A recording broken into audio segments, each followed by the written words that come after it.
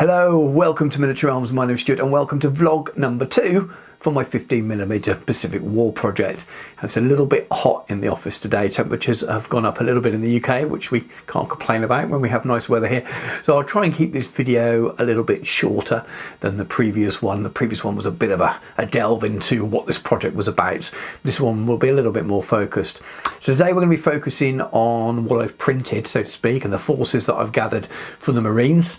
I'll look a little look at what I plan to do in terms of painting them and some basic organisation of the army, and I'll talk through the army list a little bit, but I won't go into too much depth for it, just to give people that aren't familiar with Battlegroup an idea about how the army lists work. And I'll talk a little bit about why I chose what I chose. It's not a list as such, it's a bit more of a pointed up collection, of which I'll build some smaller lists from. We'll also take a quick look at a little bit more painting that I've done. Not very much, but I've finished a team and I finished a tank. So we'll have a little look at those towards the end of the video. So here we are with my initial collection of Marines. Now I've used a list to base it as a collection. It's not necessarily a list I'd put on the table to play. I think there's about 550 points. I think I could easily make it up to 600 points if I added some off-table support. And I think I could make it legal at that as well. There are a couple of little extras I've put in for swap out, so maybe I wouldn't be able to use the odd extra weapons team or something like that. But essentially, the core of what's here will be a good amount to sort of build for 3, 4, maybe 500 point games. Now, as mentioned in the initial video, for those that play Battlegroup, you can play the game at different size. You can play a squad size, you can play a platoon size, you can play it much larger. I'm going to be aiming for platoon size. Now you can have 2 platoons, but that's your maximum platoon size games. Essentially what we've got here is a platoon plus lots of support. Now there is a danger, and it's not just me that said this. I'm chatting to a few people. I think Adrian said this to me. Adrian knows who he is. I'm sure he's watching. Said this to me when we were chatting over Facebook Messenger about it, and he said that the danger of the game is that you can have the world's best supported platoon, because you can take your platoon, which is your kind of core choice that you've got to take, and there's such a wide selection of extras that you can take that you can probably take a little bit more than's realistic, I suppose. And then maybe when you add your second platoon but keep the same amount of supports, that might be more realistic, but then the game maybe will start to slow down. So I've got in with a core platoon, and I've selected too many little extras, mainly so I can swap them around for different things. At some point I will probably add a second whole platoon. But anyway, let's talk about what they are. So the real core of what you have to build, you need an HQ, so you need a forward headquarters, and you need a platoon, and they're the main thing. So for your forward headquarters here, that guy's lying on his side at the moment, so I'm just going to put him on a little rock or something, just make him stand out a little bit more. But I've added a jeep. You got a artillery spotter there, another little dude, and the commander himself. And then I've got a jeep to represent their transport. I'm probably going to magnetise the jeep to take it on and off the base, so that if they're in their transport, so to speak, I might just have that on the table. But most of the time they won't be. And as I said in the first video, they all come off their movement trace. So if I did want to change the position of them, or I wanted to play a different game, like 15mm bolt action or something like that, I could do as well. So that's the first bit, and then it brings you on to the core of the army, which is the Marine Rifle Platoon. And for that, now this is based very close to historical rifle platoons. In fact, almost identical to historical rifle platoons. So you have a platoon HQ, which is actually this little lot here. So there's 7 men there.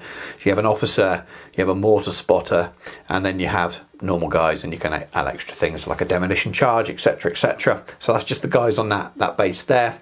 And then behind them you'll see what are 3 rifle squads, and each squad is built into 3 teams, 1 with 5 men, 2 with 4. And again, this is realistic. There's a BAR in each team, and then you can swap out other things. So you can add demolition charge, bazooka, flamethrower, shotgun, etc. So I've got a bazooka in this one, and I've got a flamethrower in this one here.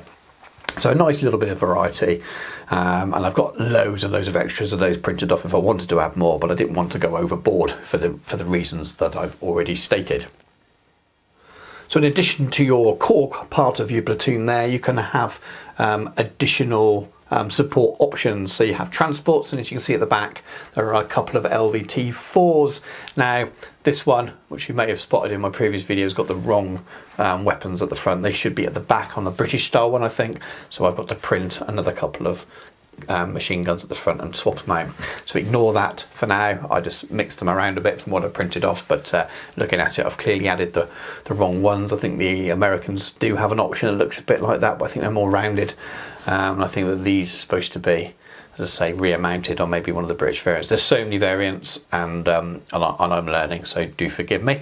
But in addition to the transports, you can have up to 5 other following additional kind of support units. Now they include things like bazookas and flamethrowers, but I've not included any of those because they're already in the rifle teams. But you'll see a selection of things here, and some of them are extra, so I could swap them around. Most of them you can only take 1 of each. I think you can have 2 medium machine guns, but other than that, they're all kind of individual things as you go, and I may have represented some of these wrong at the moment, but we will see how they go. But so you're looking at additional bazookas and flamethrowers, but I've not included any of those. You've got light mortars, you've got medium mortars as well. You can have anti-tank guns. You've got a 37mm anti-tank gun, which is that one there. You've got machine gun teams, etc, etc.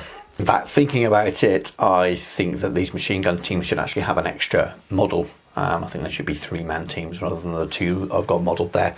I've just been going with what's the models that you get with the from 3D Breed. So I've got lots of other printed, so I need to grab a couple of more of those and stick them on a slightly larger base. And then other things you can have as well. So other units that I've added. So I've added an MP3 Stuart. I've got an M4 Sherman over there. Just individual tanks. You can add whole platoons. I've gone for individual tanks because I think this is more of an infantry based kind of theatre and an army, and it feels better to have just the odd tank in support rather than too much. I will definitely try some other theatres later on, and if I have whole tank platoons, then that'll be really, really cool. And then there are other things you can have as well. So you can have forward observer teams. So you've got an officer and a spotter, and again I've put them in a little jeep. Now that jeep is a slight misprint, but the idea was I was going to do it so that of the wheels being shot off the back, so make it look like it's damaged, etc. So just to give a little bit of interest to the bases. I also have a forward signals unit here as well. Again, I gave them a jeep, and it's supposed to be a radio in the jeep on this. Again, just individually based models that can come off there. I'll probably look to magnetise the jeeps, all apart from this one, so I can take them off if I need to, just to give a little bit of character to the bases. And I think that's pretty much everyone covered. Oh, this is an additional unit as well. So an additional reconnaissance fire team. So the sniper comes under reconnaissance, and I've done an additional reconnaissance unit. I just wanted to add some more infantry to it. And again, it's a foot patrol, but obviously being recce, they have some rules in the game, which means that they can be deployed ahead, etc, etc. So there's 4 men there, and there's a BAR and a flamethrower, and as you can see, they're painted, and we'll do a little closer up look at those in a minute. But you get the overall idea. I'm not going to go into list building because I don't know enough about it, and I don't want to put out wrong information on the internet. There are other channels out there who've done battle reports that know the game well, and they'll be better at talking about the whys and wherefores when it comes to list building. But what you need to know really is that you've got to take your headquarters, your initial headquarters, and then you've got to have a platoon, and then you can have your extras. And by taking certain things, you can unlock other supports, other sections of the army list, and I've barely scratched the surface really. There's so many different things. You can see now, flicking through, there are so many different kind of pages with lots of different selections on, that you could just go so many different ways with this. But I wanted to make it very kind of marine focused with a few cool support models knocking about as well. I thought I'd take a little look at the miniatures I've painted, because it's always nice to see painted miniatures rather than someone just rabbiting on. Now, this is my Stuart tank.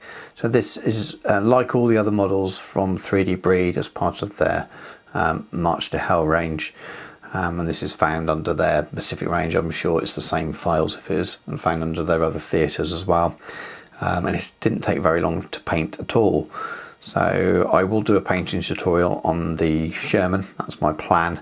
But it was a black prime, a zenithal pre-highlight, and then airbrushing using scale 75 olive colour, which is actually from their US Army and Marine set. They're from their Warfront range, which gave me the right olive green. I have that thinned enough so that the pre-shade shows through. So you're basically you're painting as a filter. And then I use some scale 75 intensity brown ink to, you know, sort of shade in the edges. This is also with the airbrush. And then that was it for the colour really. Then it's sealed with a gloss varnish and decals added, and then an oil wash. Again, the scale 75 grease oil wash I used rather than mixing it. And then there's lots of other bits on top. So some dry brushing of silver on the edges. There's a bit of chipping in there. There's a few fair few streaks using dirt and dust deposits from AK Interactive. Some powders and some Vallejo thick mud, European mud, funnily enough, effect, but then dusted over with some dry pigment afterwards, just to kind of finish it off and give it a bit of a mix between environments. So it may have been on beaches at times, it may have been in sort of jungles, but it'll also be in sort of dusty old airfields like they would in Peleliu. So I wanted to kind of make it not look too out of place on any of those. Next up was my first little fire team. So the guy at the back is the guy you saw in the first video. So technically I've only painted 3 more. But again, it didn't take very long. So I had a couple of hours hobby one evening, about 3, maybe 2.5, 3 hours, and I did the tank and the other 3 guy in this little base. But I just wanted to get something added to help with this video, really, this second video, just to kind of, it shows the vision, and you can probably guess what the rest of the army will look like from looking at the tank and looking at these. So this is my reconnaissance fire team. So you've got your little NCO there, probably a corporal, a flamer guy here, someone with a BAR there, and a guy with a rifle at the back. And again, I will do a painting tutorial with these, but they were prime black, zenithal highlight white, very top down, a little bit front on to make sure it was covered the face, a dry brushing white. And then I used Army Painter and contrast colours for base layers, and then highlighted afterwards. So a mixture of sort of methods there. Used a bit of Warfront colours, but mostly Vallejo model colour for the highlight layers on these. But again, I'll go through all the colours properly when I do the painting tutorial. It's a little bit more to list than there was with the tank, so I won't bore you with that now. But I'm pretty pleased with the way they came out, and I'm happy with what will be the look for the whole army. I think it'll look really nice once it's all finished and on the table. Well, thanks very much for watching what is the second vlog video for this project. I wanted to sort of separate these up a little bit rather than turn that first video into one massive one. I wanted the first one to be a bit more about the vision and what I wanted to do, and these sort of subsequent videos just focus on little elements, and this was on the collection of Marines, and then just the initial organisation as a bit of an overview, and give you an idea if you're unsure about Battlegroup, what the army may look like, what sort of points levels. So you know, you're nearly, what you saw on the table there was, as I said, nearly 500 to 600 points. So you'll get most of that on the table in a platoon-sized game, which is quite cool. It's a nice amount of models, but you can also play with a lot less as well if you wanted to. You can just play with a squad, which is what I'll probably start with. Now, the next video, rather than jump straight to the Japanese army, which I could do almost an identical video with, I'm going to spend a little bit of time looking at terrain. So I've just had some jungle terrain delivered from War Paint figures. I bought the pre-made stuff, and it's really good. Really impressed with it. So I won't, rather than do a review on that, I'll review that, so to speak, within the next vlog video, and I'll talk you through my thoughts and my ideas around how best to kind of, you know, recreate the battlefields, and other people's input on that as well. So I've got a Geek for the mat already for a beach landing, and I've got some some jungle terrain that I've already started building myself, and I've got some ideas of how I may move on to kind of the airfield style and the mountainous style tables later on in the Peleliu campaign. But again, I'll be really interested to find out other people's thoughts and hints and tips and things on that one. I love in the comments when people get involved and talk about their own projects and what they're doing, and give me tips and say, well, I've tried this company, look at this company and stuff like that. It's absolutely brilliant. That's partly why I do the videos. I love engaging with you all. So that will be the plan for the next video, so vlog 3, and then vlog 4 as it stands will be similar to this one, but for the Japanese army, and I'll talk you through the kind of the collection I've got there, the plans, and some of the different directions I can go with the extra models I've printed and not even started with yet. But anyway, starting to ramble for a change. Thanks very much for watching. If you like the video, give us a like, it really helps. And if you haven't already subscribed to the channel, please consider doing so. It's really nice to see that people are enjoying the videos. But other than that, take care, and I'll catch you soon.